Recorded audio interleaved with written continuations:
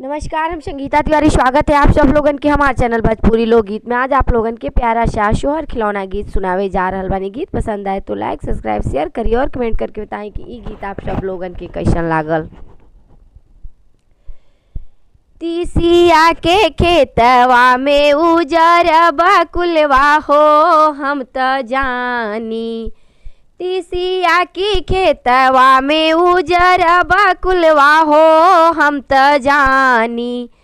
हमरा मुन्ना जी के पापा हो हम त जानी। हमरा मुन्ना जी के पापा हो हम त जानी।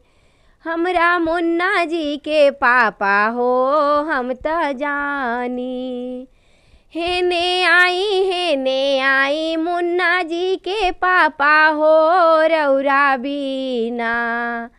हेने आई मुन्ना जी के पापा हो रौरा बीना।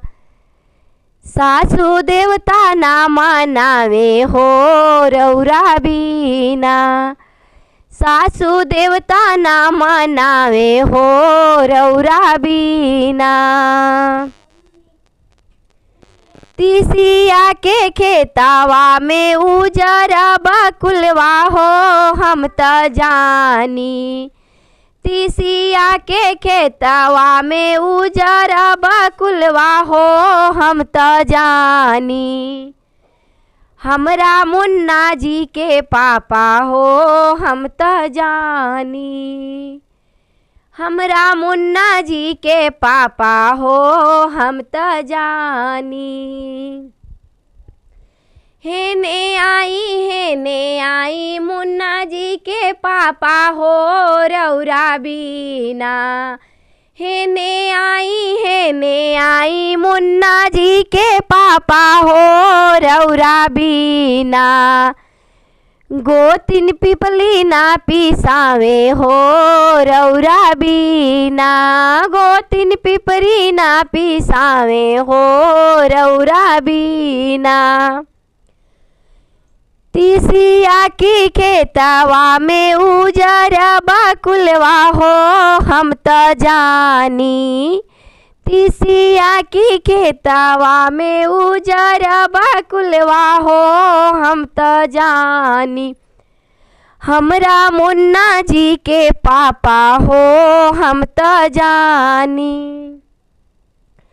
हमरा मुन्ना जी के पापा हो हम त जानी। हेने आई मुन्ना जी के पापा हो रौरा बीना। हेने आई मुन्ना जी के पापा हो रौरा बीना। ननद सौरी नाली पेली हो रौरा बीना।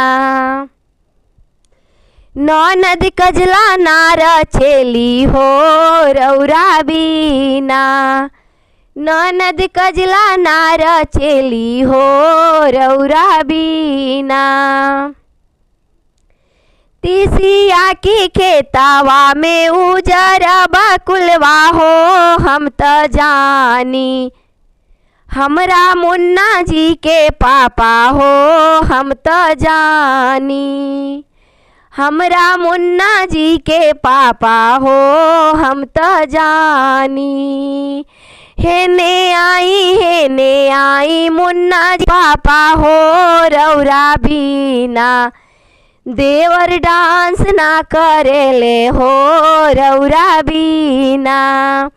देवर डांस ना करेले हो रौरा बीना।